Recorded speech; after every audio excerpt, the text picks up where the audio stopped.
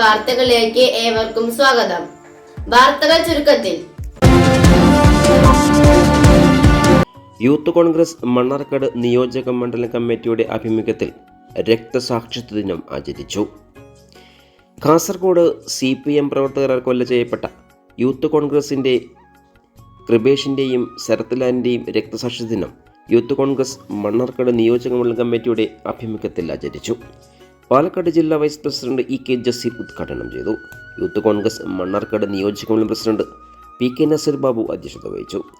കോൺഗ്രസ് നേതാക്കളായ എടത്തനാട്ടുകര കോൺഗ്രസ് മണ്ഡലം പ്രസിഡന്റ് സിഗ്ബക്കത്തുള്ള, നസീഫ് പാലക്കഴി, റസഖ് മംഗലത്ത്, Ahmed Zubair, Nasar കാപ്പുങ്കൽ, TK Zakir, youth Congress മണ്ഡലം പ്രസിഡന്റ് മുഹമ്മദ് സിബിത്ത്, അയ്യൂബ് എന്നിവർ സംസാരിച്ചു.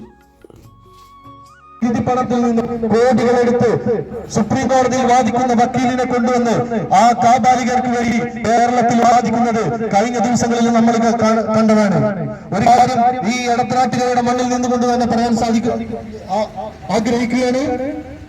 ഏതൊക്കെ കൊടികെട്ടിയ വക്കീലിനെ കേരളത്തിൽ കൊണ്ടുവന്നാലും, ആരൊക്കെ എത്ര ശ്രമിച്ചാലും, ശരത്ലാലിനും കൃപേഷിനും ഷുഹൈബിനും നീതി ലഭിക്കുന്നവരെയുള്ള പോരാട്ടത്തിൽ യൂത്ത് കോൺഗ്രസും ആ സമര പോരാട്ടങ്ങളുമായിട്ട് മുന്നോട്ട് പോകണമെന്ന് പറയാൻ ഈ അവസരത്തിൽ ഞാൻ ആഗ്രഹിക്കുന്നു. ഒരു വലിയ പ്രതിസന്ധി ഘട്ടങ്ങളിലൂടെയാണ് നമ്മുടെ പ്രസ്ഥാനം കടന്നു പോകുന്നത്.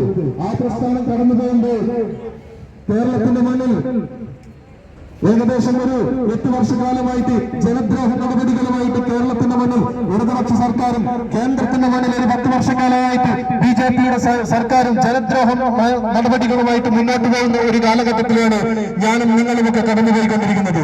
നമുക്കറിയാം, ഇരു സർക്കാരുകൾക്കെതിരെയുള്ള പോരാട്ടങ്ങളിൽ എന്നും ജനങ്ങൾക്കൊപ്പം നിന്ന് പ്രവർത്തിച്ചിട്ടുള്ള പ്രസ്ഥാനം അത് ഇന്ത്യൻ നാഷണൽ കോൺഗ്രസ് എന്ന് പറയുന്ന പ്രസ്ഥാനം മാത്രമായിരുന്നു എന്നുള്ളത് ഇപ്പോ ജനങ്ങൾ മനസ്സിലാക്കിക്കൊണ്ടിരിക്കുന്ന ഒരു കാലഘട്ടത്തിലൂടെയാണ് ഞാനും നിങ്ങളും കടന്നു പോകുന്നത്.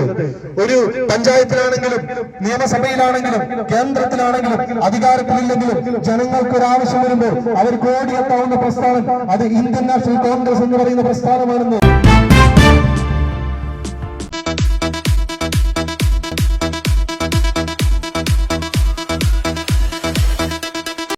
കൂടുതൽ വാർത്തകൾക്കായി നാട്ടുകൾ വിഷൻ ചാനൽ സബ്സ്ക്രൈബ് ചെയ്യൂ.